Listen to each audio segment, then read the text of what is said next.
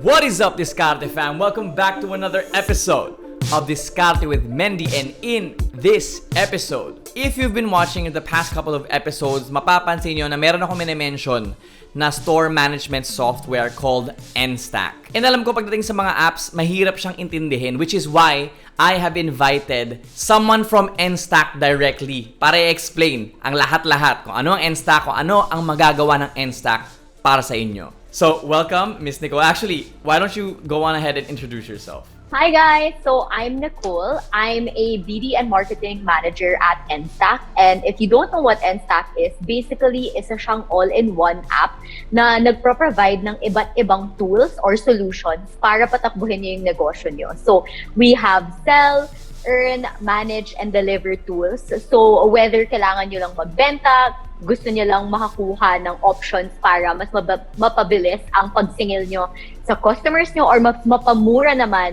ang pagsingil sa customers nyo, or gusto nyo magpa-deliver, whether gusto nyo magpa-deliver Cebu, Davao, and taga Manila kayo, we have that, as well as your managed tools, which is basically yung mga accounting reports, yung mga complicated stuff na typically tinatamad or nahihirapan yung mga tao to kind of convert or start using. Like for example, me, I started using Excel and G-Sheets, and then when it got super complicated, hindi ko na siya ginawa. Yung iba nga, calculator lang yung nagamit. Actually, calculator and paper. lang. Guys, no, please.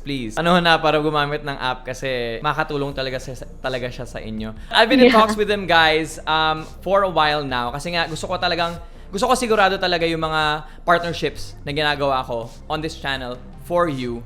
And again, I wouldn't have anyone, I don't go through any other partnership unless vetted sila, meaning unless na-verify ko na okay talaga. And I firmly believe, okay, na Enstack is something that can help you pagdating sa business mo. There's really not a lot out there, probably none out there that offer what you guys offer all for free, which is crazy. How is it to sign up now?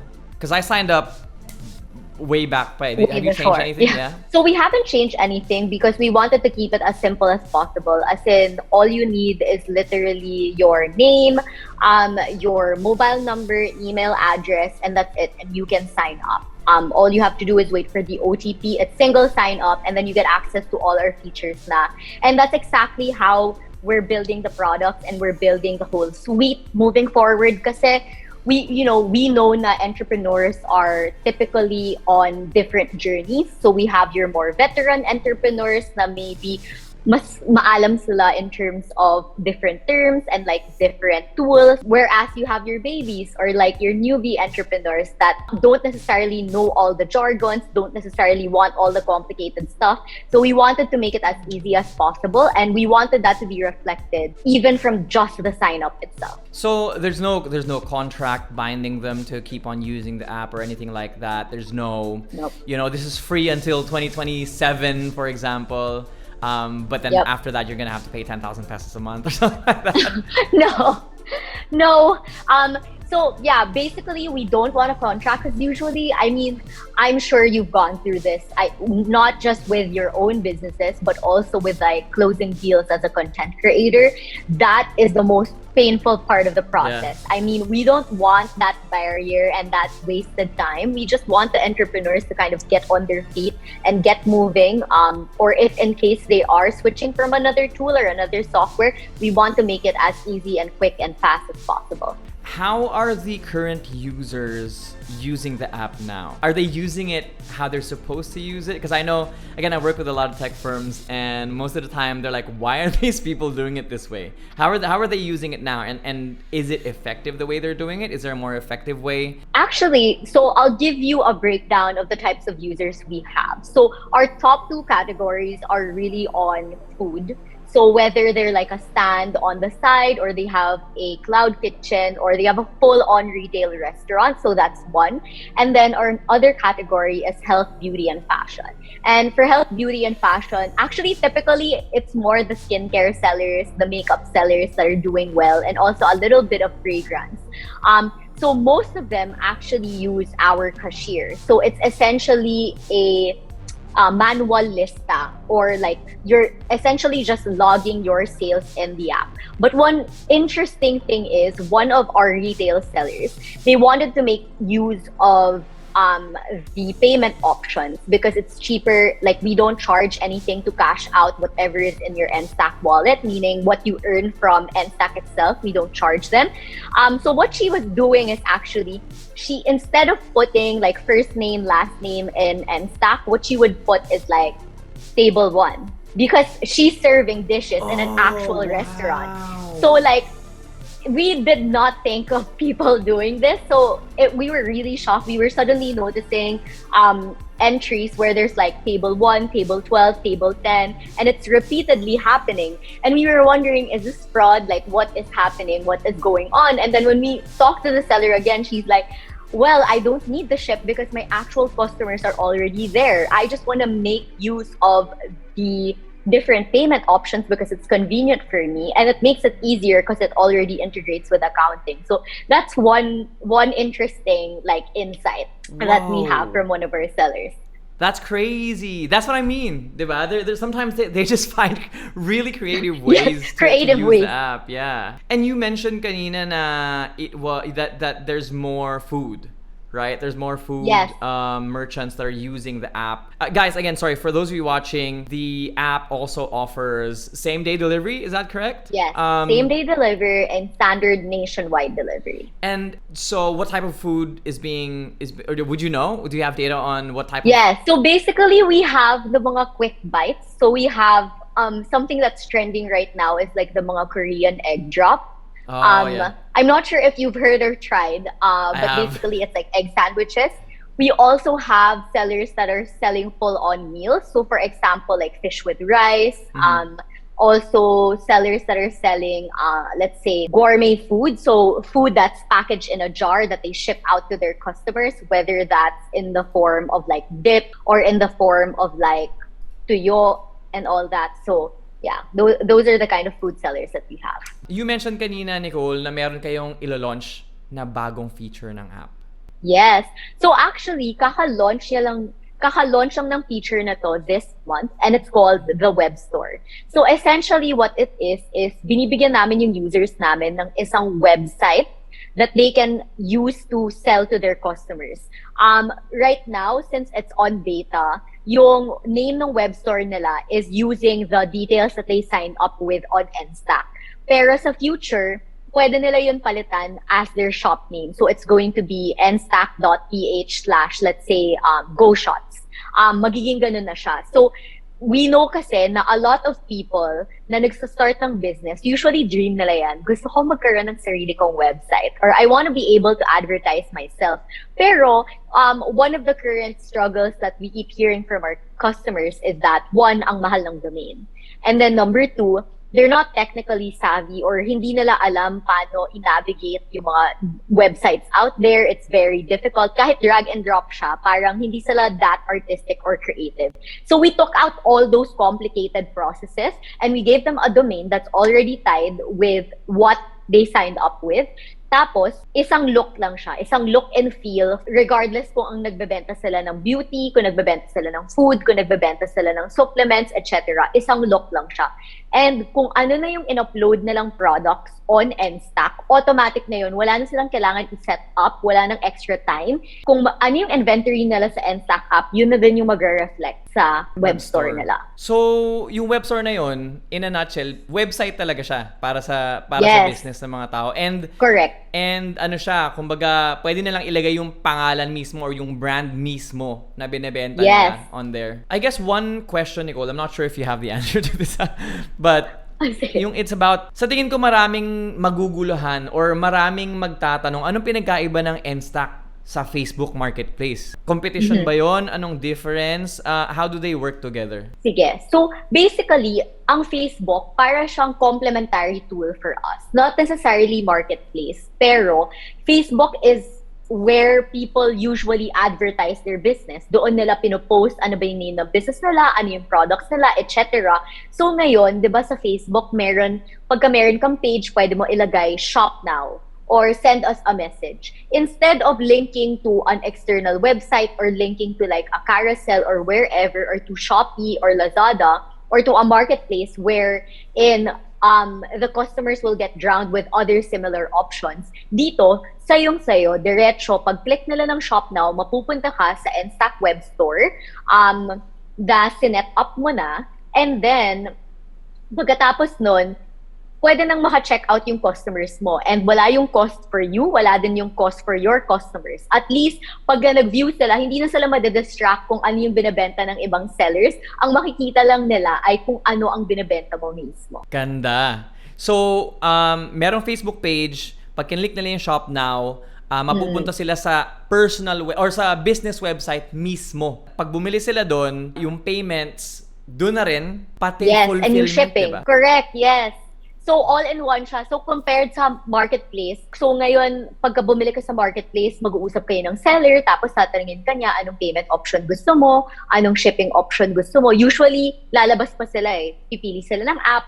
And sometimes, yung thing with that is prone siya to fraud. Pwede kang, mas madali kang maloko. Kasi pwede naman nila sabihin na, o sige, binok ko na. Or, o sige, na-wrap ko na. Pero hindi naman nila mapapadala. Yung kagandahan kay Enstack is, kapag ka pinili mo kung ano yung courier na gusto mo at pinili mo kung anong payment option ang gusto mo, manonotify si seller na bayad na, and manonotify din si customer na okay, successful ang payment mo, ready na ni seller ang payment. At makikita mo kung hindi pa nila ready kasi hindi mag-iiba yung status and wala kang matatanggap na tracking link for your shipment.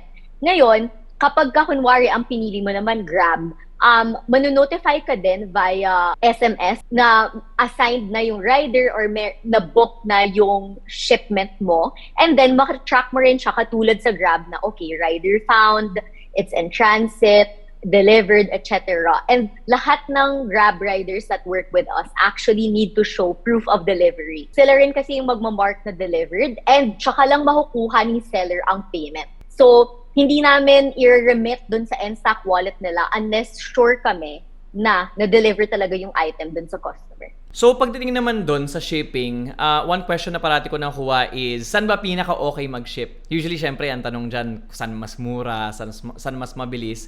How does Enstack manage that on that end? So, basically, si Enstack, yung partner couriers kasi namin is Grab and To Go. So, kung ano yung standard rates nila, we were able to negotiate na mas mababa ng konti kapag shipping via Enstack. Pero syempre, medyo mas mahal pa rin siya kasi instant delivery siya, diba? Ang kagandahan though is si Enstack has a promo na free shipping and fees. So kahit saan mo yan ipadala, sinasubsidize na namin ng up to 200 pesos yung mga shipments mo. So as long as it reaches a minimum order amount of 500 pesos. So that really goes a long way kasi for example, ako, nagpadala na ako sa office mates ko. I live in Parañaque and then my office is in BGC. So nagpadala na ako to BGC, nagpadala ako to Cavite, Bulacan, etc. And usually, covered siya like below 200 pesos naman siya. And then another thing is, for the farther areas, ang na-end up based from experience na napapadala ng nababayaran na lang ni customer or yung nagpa-ship is like 35 pesos or if super layo talaga like 79 pesos. Pero malaking discount na yun because how often do you get a delivery that's super far, that's only 79 pesos? Rarely. And instant yun, like pagka nag-book ka, may rider na kaagad na dadating and then ida-deliver niya kaagad. One other thing na parati kong tinuturo whenever I speak or on my videos then is the fact na kailangan mo mag-reply sa kahit sinong mag-message sa'yo agad-agad. Like I work with big companies, small companies. The common thing that they do, right, for those that succeed is that they really, really do everything they can to optimize yung pagre-reply sa bawat inquiry. How can Enstack help on that end? Right. So with that end, we actually have a chat store na integrated na siya sa Facebook Messenger. So para siyang bot or virtual assistant that will take your orders for you. Tapos link na yan sa Enstack app mo and sa inventory mo. So for example, nagbebenta ka ng 3 tinapay and 2 coffee drinks. Automatically, pag sinabi ni customer sa Facebook page mo na I want to order, ang lalabas na, okay, what do you want? Here's the menu of this store. So, hindi mo na kailangan sumagot kasi ila-layout na nung bot kung ano yung inventory na meron yung tindahan, and then they can just converse by themselves kung ano yung delivery area, ilang quantity of a specific SKU or of a specific item yung gusto mong bilhin, and then integrated na rin dun yung payment and shipping options. So, Through chat as din a yun. customer, Through chat din yun. yes, through Whoa. chat din yon. So, papipiliin ka niya, gusto mo ba same day? Gusto mo standard?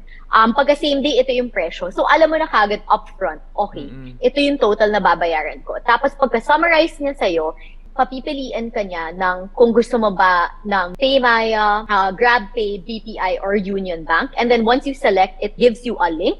And then, ma-redirect ka na kaagad dun sa page and madadeduct na yung payment. After the end of the transaction, in that chat, mano-notify both ikaw as a buyer and the seller na, okay, it's been paid. I-ready mo na siya for fulfillment or ready for shipping. Sobrang importante nun, guys. Again, di ko masa-stress ng todo-todo yung importansya ng pagre-reply agad.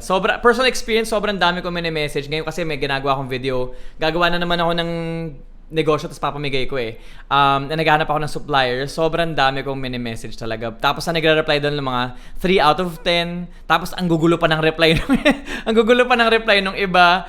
So if you're not using anything like this, guys, you really have to try Enstack. Okay, are there any other features that you guys are launching na kailangan malaman ng mga users? So we have an exciting new feature, and we actually just launched this a few days ago, and it's our offline feature. So, marami kasi kaming customers na nakatira or yung place of business nila, yung mga warehouse nila, hindi ganun kaganda yung reception.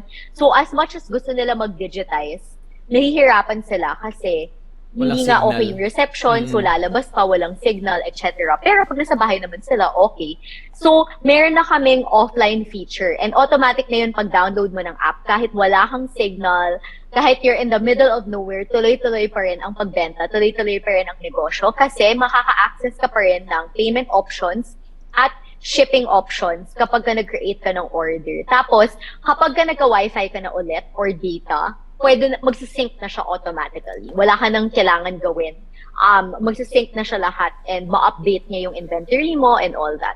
So saka siya, kumbaga saka papasok yung orders talaga kapag nag-data ka na or wifi. So Miss Nicole, meron ba kayong website or YouTube channel din where they can learn how to use Enstack? Yes, so actually we're present on all the big social media channels. So meron kaming Facebook, Instagram, TikTok, YouTube, and soon Discord.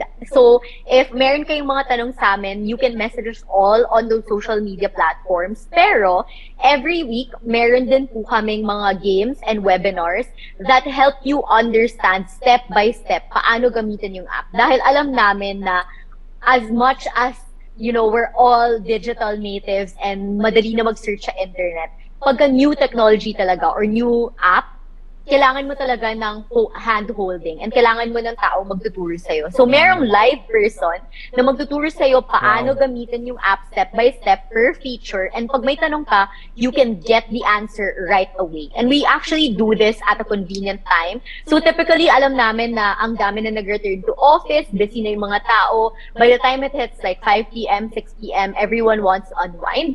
So, we actually do the webinars during 12 noon. So, during lunch break. So, in case, diba, nagsaside hustle ka, yun yung time na nag-take ng order ka, habang kumakain ka ng lunch, pwede ka makinig. Paano ba gamitin to?